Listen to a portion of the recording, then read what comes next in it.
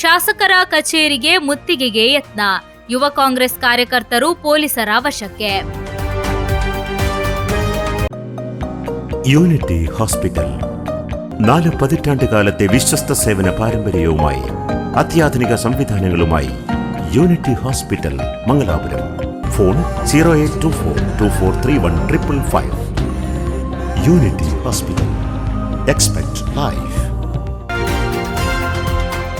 ಉಡುಪಿ ಶಾಸಕ ಯಶ್ಪಾಲ್ ಸುವರ್ಣ ಅವರು ಲೋಕಸಭೆಯ ವಿರೋಧ ಪಕ್ಷದ ನಾಯಕ ರಾಹುಲ್ ಗಾಂಧಿ ಕುರಿತು ಬಳಸಿರುವ ಭಾಷೆ ಹಾಗೂ ಮಾಡಿರುವ ವೈಯಕ್ತಿಕ ಆರೋಪಗಳು ಅತ್ಯಂತ ಖಂಡನೀಯ, ಬೇಜವಾಬ್ದಾರಿಯುತ ಮತ್ತು ಪ್ರಜಾಪ್ರಭುತ್ವದ ಮೌಲ್ಯಗಳಿಗೆ ವಿರುದ್ಧವಾಗಿದೆ ಎಂದು ಗೇರು ಅಭಿವೃದ್ಧಿ ನಿಗಮದ ಅಧ್ಯಕ್ಷೆ ಮಮತಾ ಗಟ್ಟಿ ಆರೋಪಿಸಿದರು.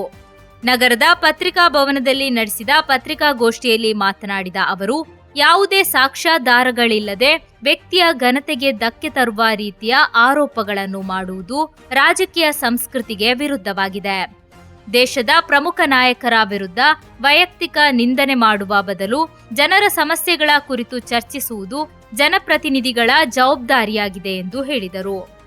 ಯಶ್ಪಾಲ್ ಸುವರ್ಣ ಅವರು ಮಾಡಿರುವುದಾಗಿ ವರದಿಯಾಗಿರುವ ರಾಹುಲ್ ಗಾಂಧಿ ಅವರ ಕುಟುಂಬವನ್ನು ಬಾಬರಿ ಮಸೀದಿ ಧ್ವಂಸ ಮಾಡಿದಂತೆ ಧ್ವಂಸ ಮಾಡುತ್ತೇವೆ ಎಂಬ ಹೇಳಿಕೆ ಇನ್ನಷ್ಟು ಆತಂಕಕಾರಿ ಬೆಳವಣಿಗೆಯಾಗಿದೆ.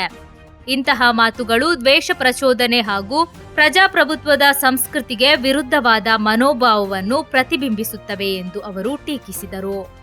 ಯಶ್ಪಾಲ್ ಸುವರ್ಣ ಅವರು ತಮ್ಮ ಹೇಳಿಕೆಯನ್ನು ತಕ್ಷಣ ಹಿಂತೆಗೆದುಕೊಂಡು ದೇಶದ ಜನರ ಕ್ಷಮೆಯಾಚಿಸಬೇಕು, ಅಲ್ಲದೆ ಸಂಬಂಧಪಟ್ಟ ಅಧಿಕಾರಿಗಳು ಈ ಹೇಳಿಕೆಯ ಕುರಿತು ಕಾನೂನುಬದ್ಧವಾಗಿ ಪರಿಶೀಲನೆ ನಡೆಸಬೇಕು ಎಂದು ಅವರು ಆಗ್ರಹಿಸಿದರು. ಪತ್ರಿಕಾಗೋಷ್ಠಿಯಲ್ಲಿ ಜಿಲ್ಲಾ ಕಾಂಗ್ರೆಸ್ ಮಹಿಳಾ ಘಟಕದ ಅಧ್ಯಕ್ಷೆ ಅಪ್ಪಿ, ಪ್ರಮುಖರಾದ ಶಾಂತಲಗಟ್ಟಿ, ವೀಣಾ, ಚಂದ್ರಕಲಾ, ಬೃಂದಾ ಪೂಜಾರಿ ಸೇರಿದಂತೆ ಹಲವರು ಉಪಸ್ಥಿತರಿದ್ದರು.